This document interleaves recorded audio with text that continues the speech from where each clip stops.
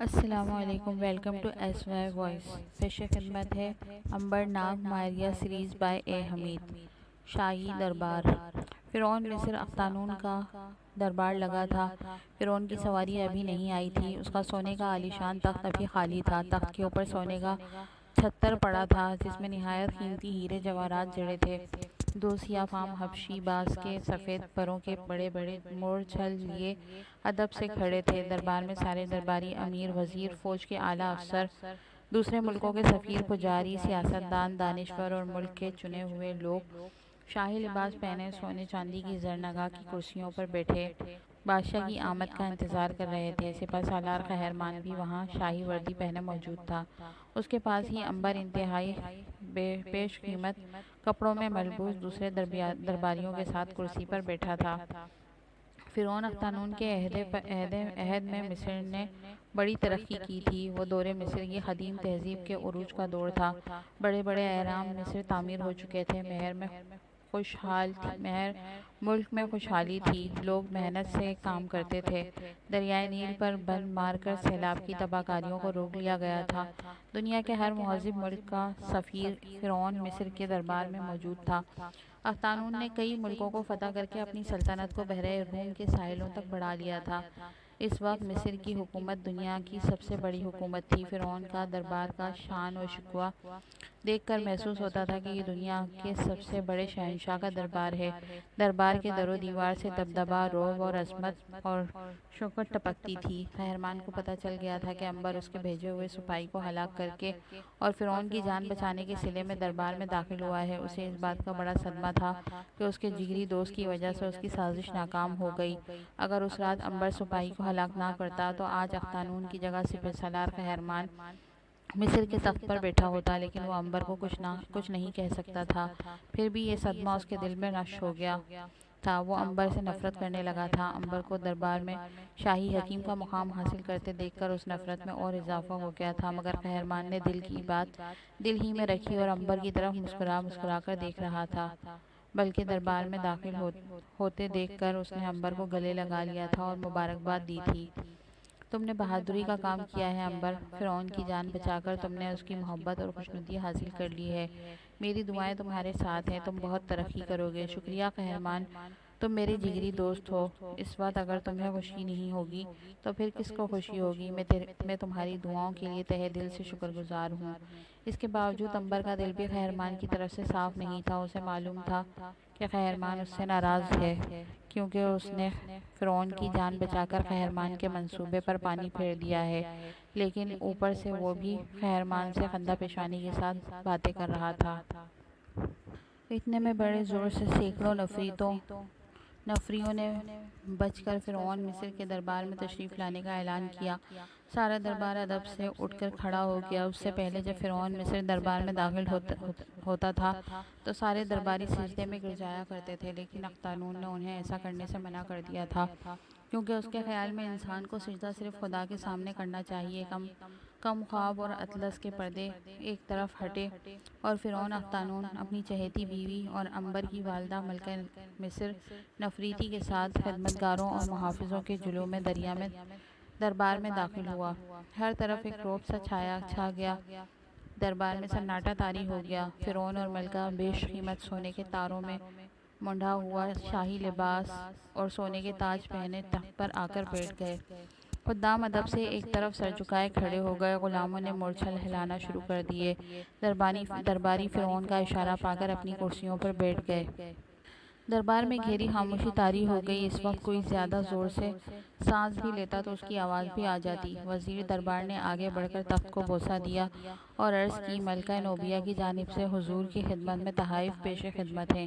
اس کے ساتھ ہی ایشوری اور سوڈانی غلام سروں پر سونے چاندی کے تشت لیے آئے اور بادشاہ اختانون کی خدمت میں رکھتے گئے۔ یہ تشت چین کے ملک سوڈان کے سیاہ چیتوں کی کھالوں، بحیرہ روم کے عود اور عنبر، یمن کے سچے موتیوں، سمرقند کے سیاہ ہرن کی کستوری، افریقہ کے جواہرات اور گولکنڈہ کہ زمرد اور نوبیا کی کانوں سے نکلے ہوئے سونے کے سکوں سے بھرے ہوئے تھے۔ اس کے بعد سومریا کے شہنشاہ کی طرف سے ہندی اور بابلی کنیزوں کا تحفہ پیش کیا گیا، جسے اختانون نے شکریہ کے ساتھ واپس کر دینے کا حکم کر دیا۔ سومیریا کے شہنشاہ کو ہماری طرف سے شکریہ کا پیغام دینے کے بعد کہا جائے کہ ہم نے اپنی تمام کنیزوں کو آزاد کر دیا ہے، ہمیں اس قسم کے تحفوں کی ضرورت نہیں ہے۔ سومریا کے سفیر نے ادب سے سر جھکا کر کہا، جو حکم شہنشاہ جہاں۔ فرعون اختانون کے وزیر دربار نے ایک ملک شام کی جانب سے موصول ہوئے تحفوں کو پیش کرنا چاہا تو فرعون نے ہاتھ کے اشارے سے اسے منع کر دیا اور کہا، اس نوجوان کو پیش کیا جائے جس نے کل رات صحرا میں ہماری جان بچائی تھی۔ دربار میں ایک دم سناٹا چھا گیا۔ سپہ سالار قہرمان کا چہرہ زرد پڑ گیا، بڑے پجاری ارشمس کا بھی رنگ اتر گیا۔ انہیں یوں محسوس ہوا جیسے فرعون پر ان کی سازش کا راز کھل گیا ہے اور ابھی وہ ان دونوں کے قتل کا حکم دے دے گا۔ قہرمان نے سوچا کہ اگر اس کے قتل کا حکم صادر کر دیا گیا تو وہ اسی وقت آگے بڑھ کر فرعون کو قتل کر دے گا اور تخت پر قبضہ کر لے گا، پھر جو ہوگا دیکھا جائے گا۔ قہرمان ایک دلیر سپہ سالار تھا، اس میں ایسا کر گزرنے کی جرأت تھی۔ وزیر دربار نے عصا فرش پر مارتے ہوئے کہا، نوجوان عنبر کو حضور شہنشاہ پیش کیا جائے۔ درباریوں کی قطار میں ایک کرسی پر سے عنبر اٹھا اور فرعون کے سامنے آ کر 3 بار ادب سے سر جھکا کر کھڑا ہو گیا۔ فرعون نے کہا، ہمیں معلوم ہے کہ ہمارے خلاف کچھ لوگوں نے محض اس لیے سازش کی اور ہمیں ہلاک کرنے کی کوشش کی کہ ہم نے ملک سے جہالت دور کر کے ایک خدائے بزرگ اور برتر کی پرستش کا حکم صادر کیا ہے۔ ہم نے اپنے ملک، اپنی قوم اور اپنے مذہب کو گناہ سے بچا لیا ہے۔ ہم نے ایک نیک قدم اٹھایا ہے، ہم اس سے پیچھے نہیں ہٹیں گے۔ خدا کو ہماری زندگی منظور تھی، اس لیے ہمیں اس نوجوان کو بھیج کر بچا لیا۔ ہم اس نوجوان سے خوش ہیں اور آج بھرے دربار میں اعلان کرتے ہیں کہ آج سے عنبر ہمارا شاہی حکیم ہوگا۔ اس اعلان کے ساتھ ہی خدمتگاروں نے نفریاں زور زور سے بجا کر عنبر کے شاہی حکیم بنائے جانے کا اعلان کر دیا۔ فرعون نے اپنے گلے سے ہیروں موتیوں کا بڑا ہی قیمتی ہار اتار کر خود عنبر کے گلے میں ڈالا۔ یہ ہماری طرف سے تمہیں انعام ہے، آج سے تم ہمارے دربار کے اعلیٰ عہدے پر مامور ہوگے، تم شاہی خاندان کا علاج کرو گے، اس کے علاوہ تم ہمارے دوست بھی ہوگے۔ عنبر نے ہاتھ باندھ کر عرض کیا، شاہ معظم، آپ نے مجھے جس عزت سے نوازا ہے میں اس کے لیے آپ کا ممنون ہوں۔ خدا نے چاہا تو میں اس خدمت پر پورا اتروں گا۔ فرعون نے اعلان کیا، دربار برخاست کیا جاتا ہے۔ ملکہ نفریتی اس وقت سے عنبر کو بڑے غور سے دیکھ رہی تھی۔ اس کی مامتا نے ایک بار پھر جوش مارا تھا، اسے یوں لگ رہا تھا جیسے یہی وہ عنبر ہے جو اس کا بیٹا تھا۔ دربار برخاست ہو گیا۔ فرعون ملکہ کو ساتھ لے کر اپنے شاہی ایوان کی طرف چل دیا۔ درباریوں نے آگے بڑھ کر عنبر کو مبارکباد دی۔ بڑے پجاری نے حسد کی نظر سے عنبر کو دیکھا۔ قہرمان نے منافقت سے کام لیتے ہوئے عنبر کو گلے سے لگا لیا اور کہا، مبارک ہو عنبر، رب عظیم کی قسم آج کا دن میری زندگی کا حسین ترین دن ہے۔ تم اسی لائق تھے کہ تمہیں شاہی حکیم کا عہدہ دیا جاتا۔ آج تمہارے اعزاز میں ایک زبردست دعوت ہوگی۔ یہ شاندار دعوت قہرمان کے اپنے عالیشان مکان میں دی گئی۔ اس میں درباریوں کے علاوہ شہر کے تمام معزز ترین لوگ بھی شریک تھے۔ ہر طرف کھانے پینے کا تشت لگے تھے، مہمان قہقہے لگاتے باتیں کرتے کھا رہے تھے۔ اس دعوت میں طلالہ بھی موجود تھی۔ عنبر نے اس کی طرف دیکھا تو وہ مسکرا کے آگے بڑھی اور اس نے عنبر کو مبارکباد دی۔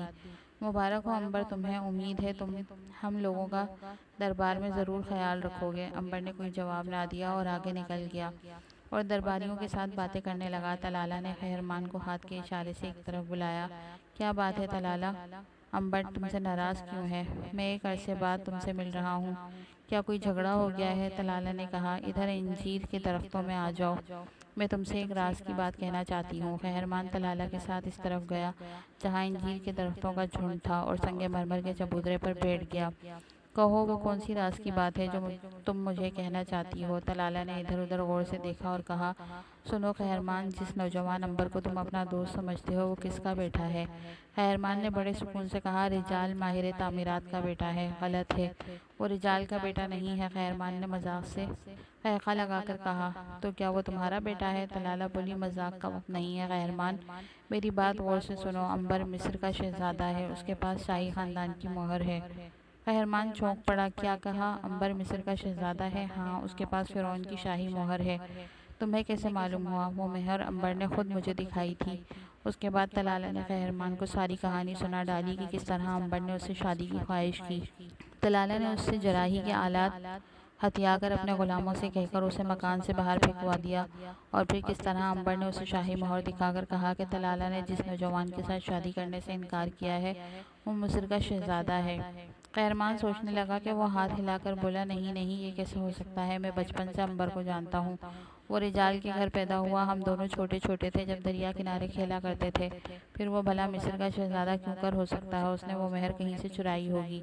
بہرحال جو کچھ بھی ہو، فرعون کی شاہی مہر اس کے پاس موجود ہے، تمہیں اس سے ہوشیار رہنے کی ضرورت ہے قہرمان نے حسب عادت ایک زوردار قہقہ لگایا اور کہا، طلالہ قہرمان ایک دلیر سپہ سالار ہے، وہ کسی سے خوف نہیں کھاتا۔ ہاں، لوگوں کو اس سے ضرور ڈرنا چاہیے۔ وہ دعوت میں آ گئے۔ قہرمان عنبر کے ساتھ باتیں کرنے لگا، پھر وہ اسے ایک طرف لے گیا۔ اس کے دل میں طلالہ کی بات نے ایک الجھن سی پیدا کر دی تھی۔ یہ ٹھیک ہے کہ وہ کسی سے خوف نہیں کھاتا تھا، مگر عنبر کے پاس فرعون کی شاہی مہر کا ہونا خطرے سے خالی نہیں تھا، اور اگر کسی طرح یہ مہر قہرمان کے پاس آ جائے تو وہ اس سے بڑا فائدہ اٹھا سکتا تھا۔ اس نے عنبر سے کہا، عنبر تم میرے بچپن کے دوست ہو، اگر میں تم سے کوئی بات پوچھوں تو کیا سچ سچ بتاؤ گے؟ ضرور سچ سچ بتا دوں گا۔ تم مجھ سے کیا پوچھنا چاہتے ہو؟ کیا تمہارے قبضے میں فرعون کی شاہی مہر ہے؟ اور اگر ہے تو تم نے وہ کہاں سے حاصل کی تھی؟ شاہی مہر کا حال عنبر کسی حالت میں بھی قہرمان کو نہیں بتانا چاہتا تھا۔ اس نے اس کے سوال میں فوراً کہا، تمہیں کسی نے غلط کہا ہے دوست، میرے پاس بھلا شاہی مہر کہاں سے آ سکتی ہے؟ مجھے طلالہ نے کہا ہے۔ عنبر قہقہ لگا کر ہنس پڑا، اب سمجھا، میں نے طلالہ کو ایک جھوٹی مہر دکھائی تھی۔ اس نے میرے ساتھ شادی کرنے سے انکار کر دیا تھا۔ میں نے اس کو جلانے کے لیے کہا تھا کہ میرے پاس شاہی مہر ہے، اور یہ کہ میں مصر کا شہزادہ ہوں۔ کمال ہے قہرمان، تم نے یقین بھی کر لیا۔ آخر میں تمہارے ساتھ پلا بڑا ہوں، کیا تمہیں یقین آ سکتا ہے کہ میں مصر کا شہزادہ ہوں؟ یہی تو میں بھی حیران تھا کہ عنبر میری آنکھوں کے سامنے پل بڑھ کر میرے ساتھ ہی جوان ہوا ہے، پھر بھلا وہ مصر کا شہزادہ کیسے ہو گیا؟ عنبر نے رب عظیم کا شکر ادا کیا کہ قہرمان کے دل میں طلالہ نے اپنی مکاری سے جو بات ڈالی تھی وہ اس نے بڑی حکمت عملی اور ہوشیاری سے نکال دی تھی، لیکن یہ اس کا وہم تھا، اس لیے کہ قہرمان کے دل میں عنبر کے بارے میں شک ضرور پیدا ہو گیا تھا۔ آخر اس کے پاس شاہی مہر کہاں سے آ گئی تھی؟ قہرمان اس کے بارے میں پوری تحقیق کرنے کا فیصلہ کر لیا۔ رات گئے، دعوت ختم ہو گئی۔ عنبر اپنی حویلی میں آ کر لیٹ گیا۔ وہ بڑا تھکا ہوا تھا، اسے بہت جلد نیند آ گئی۔ دوسرے روز وہ شاہی لباس پہن کر شاہی رتھ میں سوار ہو کر فرعون کے دربار میں پہنچ گیا۔ اسے تمام درباریوں نے پہلے روز دربار میں آنے پر مبارکباد دی۔ عنبر کی نگاہیں قہرمان کو تلاش کر رہی تھیں، مگر وہ اسے کہیں بھی دکھائی نہیں دیا۔ عنبر کے قریب سے بڑا پجاری شاہی عصا ہاتھ میں لیے منہ ہی منہ میں کچھ منتر پڑھتا گزرا۔ قہرمان کہاں ہے؟ بڑے پجاری نے رک کر عنبر کی طرف نگاہیں اٹھائیں اور بڑے رعونت سے کہا، ہمیں سپہ سالار سے کیا کام؟ ہمیں کیا معلوم کہ وہ کہاں ہیں؟ اتنا کہہ کر پجاری آگے بڑھ گیا۔ عنبر سوچتا رہا کہ بڑے پجاری کی اس رعونت اور تکبر کی وجہ کیا ہو سکتی ہے؟ کہیں ایسا تو نہیں کہ وہ عنبر سے نفرت کرتا ہو، اس لیے کہ قہرمان نے اسے اپنے ساتھ ملا لیا ہو؟ اسے یوں محسوس ہوا جیسے فرعون کو قتل کرنے کی سازش میں بڑے پجاری کا بھی ہاتھ تھا۔ ایک سیاہ چشم کنیز عنبر کو اپنے ساتھ آنے کا اشارہ کر کے آگے نکل گئی۔ پہلے تو عنبر ذرا ٹھٹکا، اس خیال سے کہ درباری سے ایک کنیز کے پیچھے جاتے کیا خیال کریں گے، مگر کنیز نے ستونوں کے پیچھے کھڑے ہو کر اسے دوبارہ اشارہ کیا تو وہ رک نہ سکا۔ آگے بڑھ کر اس نے کنیز کے پیچھے پیچھے چلنا شروع کر دیا۔ کنیز اسے لے کر شاہی محل کے پچھلے حصے کی طرف لے آئی۔ یہاں ایک باغ تھا جس میں دنیا بھر کے باغ، درخت اور پھولدار پودے لگے تھے۔ سنگ مرمر کے فوارے جگہ جگہ چل رہے تھے۔ ایک عالیشان بارادری کے اندر سنگ مرمر کے چبوترے پر فرعون کا بت لگا ہوا تھا۔ دائیں جانب شاہی محل کے زنانے حصے کا پچھواڑا تھا۔ اس محل میں ملکہ اپنے بے شمار کنیزوں، خادماؤں اور ماماؤں کے ساتھ رہتی تھی۔ دروازوں پر سیاہ فام حبشی غلاموں کے پہرے تھے۔ یہ حبشی پہرے دار ننگی تلواریں لیے چاق و چوبند کھڑے پہرا دے رہے تھے۔ عنبر ایک پل کے لیے رک گیا۔ کنیز نے عنبر کو رکتے دیکھا تو قریب آ کر کہا، میرے آقا بے فکر ہو کر آگے بڑھیے، ملکہ عالیہ آپ کی راہ دیکھ رہی ہیں۔ عنبر کا دل دھڑکنے لگا تو گویا وہ عرصہ 15 برس بعد حقیقی ماں کو ملنے جا رہا تھا۔ اس کا دل ماں کی محبت سے لبریز ہو گیا۔ اس نے کوئی جواب نہ دیا اور چپ چاپ کنیز کے پیچھے پیچھے چلتا محل میں داخل ہو گیا۔ حبشی غلاموں نے کنیز کے ساتھ عنبر کو دیکھ کر سر جھکائے اور پرے ہٹ کر کھڑے ہو گئے، جیسے عنبر کو ملکہ کے محل میں داخل ہونے کے لیے راستہ دے رہے ہوں۔ عنبر محل کی چوڑی چوڑی خوبصورت سیڑھیاں چڑھتا اوپر کی منزل میں آ گیا۔ یہاں سنگ مرمر کے ستونوں کے درمیان ایک غلام گردش مغربی دالان کی طرف نکل گئی تھی۔ اس دالان کے آخر میں ملکہ کا شاہی کمرہ تھا۔ اس کمرے کے باہر خواجہ سرا پہرا دے رہے تھے۔ عنبر کو کنیز کے ساتھ آتے دیکھ کر انہوں نے دروازہ کھول دیا۔ اندر ایک عالی شان تخت پر ملکہ مصر بیٹھی تھی۔ وہ ادھیڑ عمر ہو رہی تھی۔ چہرے پر بڑھاپے کے آثار نمایاں ہونا شروع ہو گئے تھے۔ ملکہ نے عنبر کو غور سے دیکھا اور ہاتھ کے اشارے سے بیٹھ جانے کا حکم دیا۔